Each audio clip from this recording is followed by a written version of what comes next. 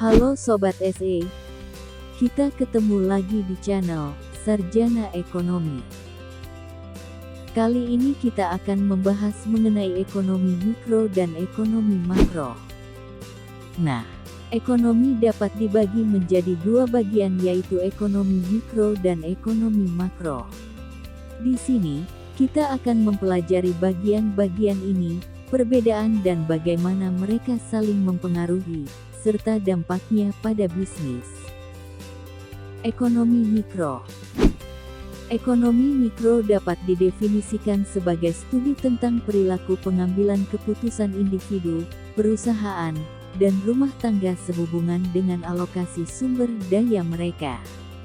Ekonomi mikro berupaya menemukan faktor-faktor apa yang berkontribusi pada keputusan orang, dan apa dampak pilihan ini terhadap pasar umum sejauh menyangkut harga, permintaan, dan pasokan barang dan jasa. Ini adalah pendekatan bottom up dengan fokus pada elemen-elemen dasar yang membentuk tiga sektor ekonomi: pertanian, manufaktur, dan jasa. Ini bertujuan untuk memahami pola upah, pekerjaan, dan pendapatan, serta perilaku konsumen, tren pengeluaran, perilaku harga upah, kebijakan perusahaan, dan bagaimana peraturan berdampak pada perusahaan.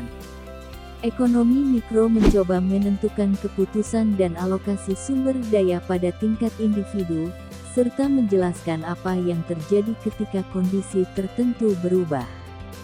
Nah, lebih singkatnya, ekonomi mikro dalam penerapannya misalnya, bagaimana seseorang dan rumah tangga menghabiskan anggaran mereka. Misalnya anggaran untuk membeli bahan pangan 1 bulan, sandang, atau tempat tinggal. Bagaimana individu memutuskan apakah akan bekerja atau tidak, dan apakah mereka memilih untuk bekerja, apakah akan penuh waktu atau paruh waktu. Hal ini berkaitan dengan sumber income dalam memenuhi kebutuhan hidup.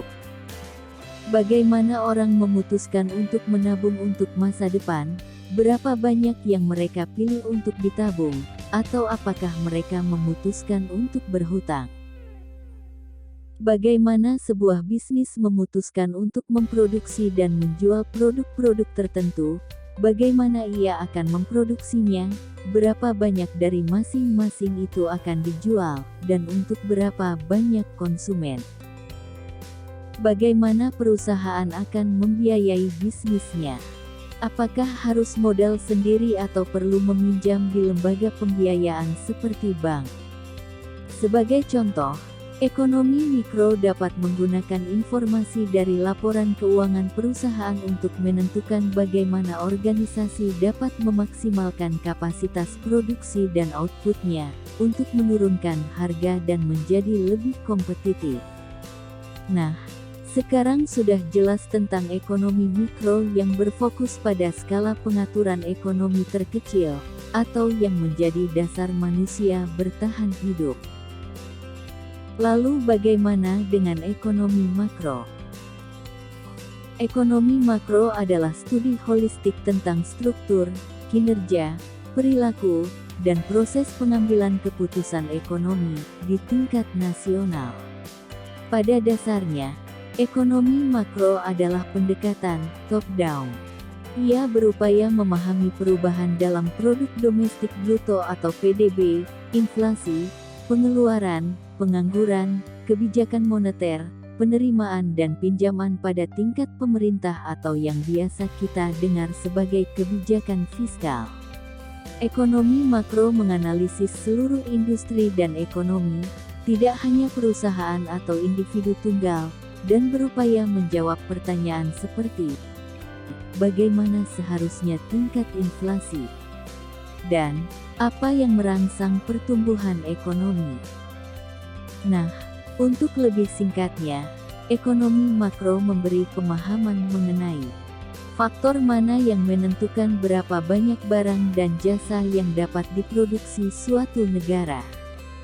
Seperti apakah Indonesia memutuskan mengekspor nikel atau justru malah menghentikannya, berapa banyak produk sawit yang akan diekspor ke luar negeri, dan berapa kapasitas impor beras dari luar negeri untuk memenuhi kebutuhan pangan dalam negeri. Faktor-faktor apa yang menyebabkan ekonomi melaju atau melambat? Apakah wabah COVID-19 berpengaruh dalam perputaran ekonomi dan seberapa jauh dampaknya terhadap ekonomi negara? Bagaimana kondisi kesehatan ekonomi suatu negara? Apakah berdasarkan pada peningkatan standar hidup, pengangguran rendah, atau inflasi yang rendah?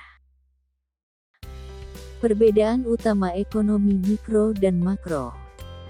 Nah, jadi gini, ekonomi mikro dan makro sebenarnya mengeksplorasi elemen yang sama, tetapi dari sudut pandang yang berbeda.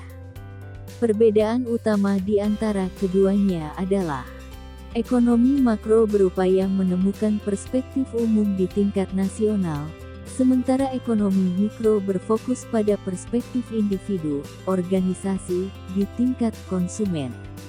Meskipun penawaran dan permintaan berlaku untuk kedua bidang ekonomi, ekonomi mikro didasarkan pada tren pembeli dan penjual, di mana ekonomi makro berfokus pada berbagai siklus ekonomi, seperti siklus utang jangka pendek dan jangka panjang, dan siklus bisnis. Keterkaitan ekonomi mikro dan makro. Jelas bahwa ekonomi makro tidak berdiri sendiri, melainkan terjalin dengan ekonomi mikro, dan bekerja bersama-sama agar menjadi efisien. Pilihan berdasarkan faktor ekonomi mikro, baik dari perorangan atau bisnis, dapat berdampak pada ekonomi makro dalam jangka panjang. Demikian pula, kebijakan nasional yang melibatkan ekonomi mikro dapat memengaruhi bagaimana rumah tangga dan perusahaan berinteraksi dengan ekonomi mereka. Misalnya, jika pemerintah menaikkan pajak atas produk tertentu sebagai ekonomi makro, pelaku usaha seperti perusahaan dan UMKM atau perorangan harus menaikkan harga, yang akan berdampak pada konsumen dan keputusan mereka untuk tetap atau tidak membeli produk dengan harga tersebut sebagai ekonomi mikro. Siklus ekonomi. Ekonomi makro adalah siklus, sama seperti pengaruh positif dan perubahan mempromosikan kemajuan. Tingkat permintaan yang lebih tinggi dapat memicu kenaikan harga, yang pada gilirannya dapat mempengaruhi ekonomi karena rumah tangga mengadopsi anggaran yang lebih ramping. Kemudian, ketika penawaran mulai melebihi permintaan, harga mungkin turun lagi, yang mengarah pada kemakmuran lebih lanjut, sampai siklus penawaran dan permintaan ekonomi berikutnya. Keputusan penetapan harga.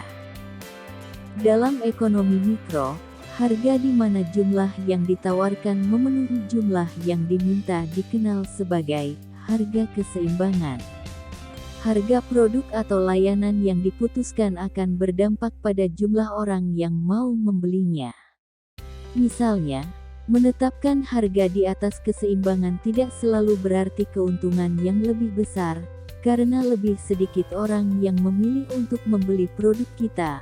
Oleh karena itu, harga produk harus sesuai dengan anggaran pasar target kita. Nah, gimana nih pembahasan kali ini? Semakin membawa kita lebih dalam mengenal ekonomi. Kalau Sobat SE suka dengan video ini, jangan lupa subscribe dan tunggu update selanjutnya. Sampai jumpa di video Sarjana Ekonomi selanjutnya.